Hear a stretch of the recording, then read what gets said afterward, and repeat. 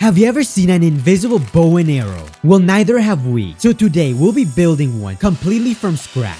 Just to answer one question, can an invisible bow and arrow still be deadly? But first, we need to build it, which meant we had to start by scouring the internet and maybe even asking ChatGPT for help. We found out that polycarbonate might actually do the job. So all we had to do is just buy a polycarbonate sheet and get to work, right? Except finding one was a lot harder than we expected. We searched everywhere, and just when we were about to give up, we finally found a local vendor who had exactly what we needed. Now we're back on track to building the invisible bow we had in mind.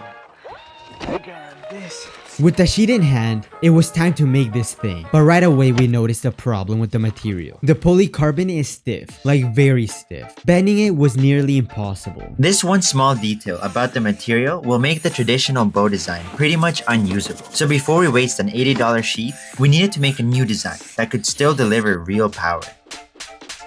After hours of brainstorming, sketching, and overthinking, we finally found something that might just work. A bow design that could fire like a bow. But with a design that doesn't need to flex. Something similar to a compound bow, but not as complex. With our design finalized, we were ready to start cutting until we found this one huge problem. We had no proper tools for the job. Our budget was tight and this was all new to us. But the only cutting tool we had was a circular saw, which left us with 3 options. 1. Freehand the cut. But this was risky because any slight mistake could ruin the whole thing. 2. Buy a track guide. This is a rail system for a circular saw that will keep the cut straight. 3. Go all out and buy a bandsaw. This might be the best option, but it's something we can't afford. After way too much pacing and second guessing, we finally made our decision. We ended up going with the bandsaw.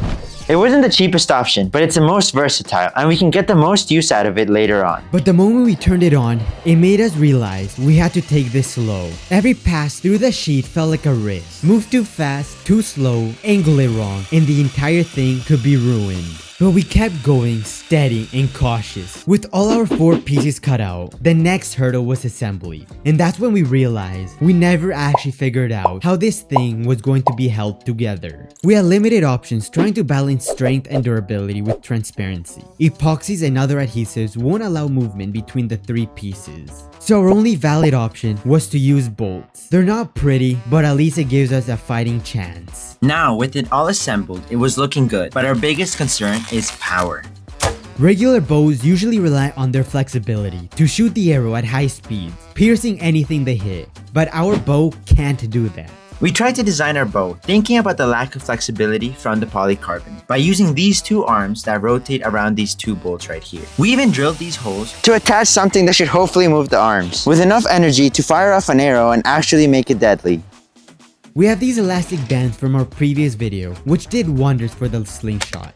So at first we thought these would do the job. But there's only one small issue. These bands are green and kind of an eyesore when attached to the bow. So with a bit of brainstorming and a bit of help from ChatGPT, we found these tubes that should do the job. Once the bow is fully drawn back, the tube should stretch far enough, giving the arrow enough energy to pierce any fruit. This is all theoretical so far. We're just hoping it actually works like we expect it to. Eventually, after way more hours than we planned for, we strung the bow. We weren't sure what to expect, but we were eager to test it out. But first, we needed some invisible arrows to go with the bow. So we cut some more of the polycarbonate sheet to get these rectangular sticks that we then sanded down to make them round. And finally, we sanded them on one of the tips to make it sharp.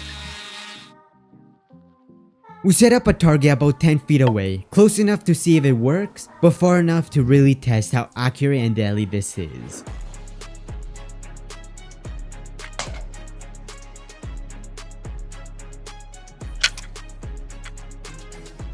We started with a simple goal, build an invisible bow. But actually getting it to work took way more than we expected.